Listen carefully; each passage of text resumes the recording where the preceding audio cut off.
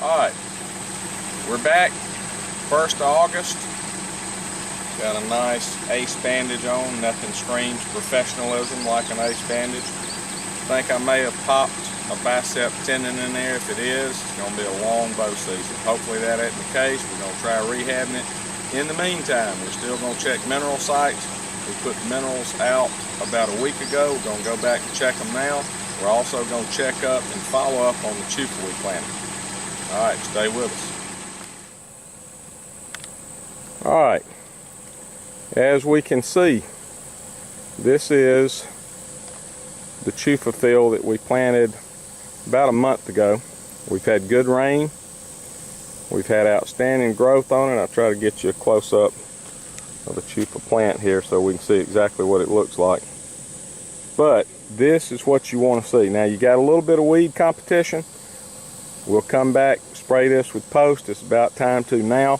Can't do it right now because we've got rain moving in. If you look up at the sky, we've got rain threatening, and it's rained just about daily, and I don't want to waste that chemical. Alright, if you look next to the chufa plot, we're trying something experimental. I've killed this out with Roundup. I'm going to try to really build organic matter by rolling this and then planting directly into it with the fall plots.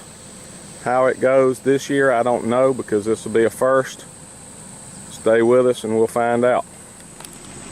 Alright, just show you this. This is a traditional cattle block. They're pretty cheap. You can get them for $7 or $8. They're 50 pounds. They got a lot of mineral in them. The problem I've found with them is they just don't utilize them that much. Now, some years they do, but this particular block, and this is in a prime location with a lot of deer moving through, this block has sat here for 2 years. This is the 2nd year that this block's been here, and that's the amount. In a minute, I'm going to show you a mineral site where we've been putting these home mixed minerals, and I'll show you the difference. Alright, this is our Turkey Assassin mineral mix.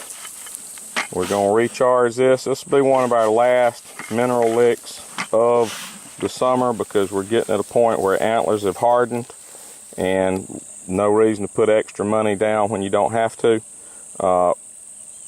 Put it down, we'll see what happens. Alright, on the way to our mineral site we see this, which is a good example of a food plot fail. And it's not a complete fail because they have utilized it well, but as you can see, every soybean in this field has been mown down, topped out. There's no chance for it to produce any beans. And what that tells us is this: we got to put more acreage in summer forage because what we got here is not enough to feed. So we'll probably double our food plots next year as far as these big feed plots. Now we're trying to enhance this food plot as well as maintain the mineral site stuff. If you'll look down this side, this is grain sorghum along with assorted weeds because it's been very rainy. However, if you look, the grain sorghum is starting to head out. So we're starting to get some good heads on these guys. Alright, now that will feed. Grain sorghum is a great all-purpose plant for a food plot for a lot of reasons. One, it's going to give you a screen. It's going to feed this quail and his family that you hear whistling in the background, and it's going to hold his seed all the way through the cold months.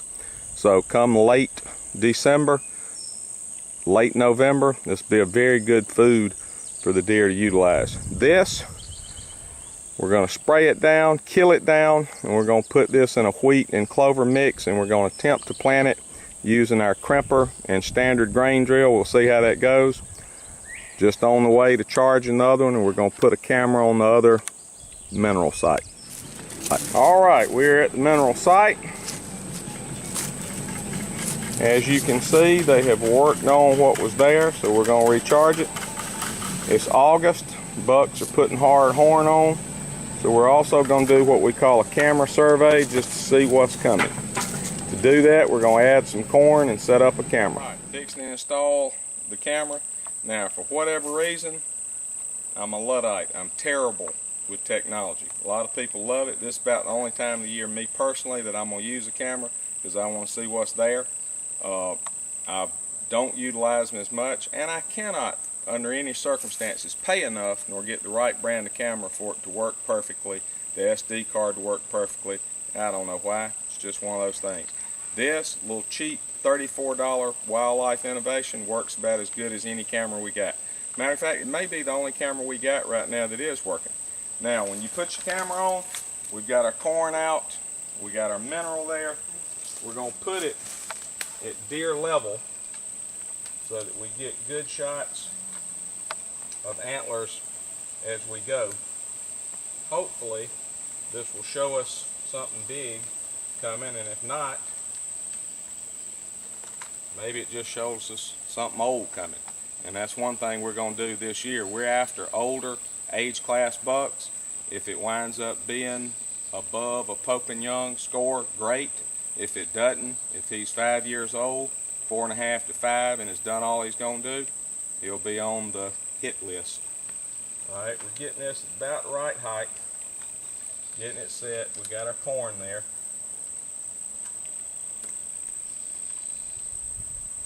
These don't take long. That's what I like about them. They're small, they work well, not too difficult to put up. Got about the right height. We got it about on the right angle. Get that set. All we got left to do, hit the power button, camera on.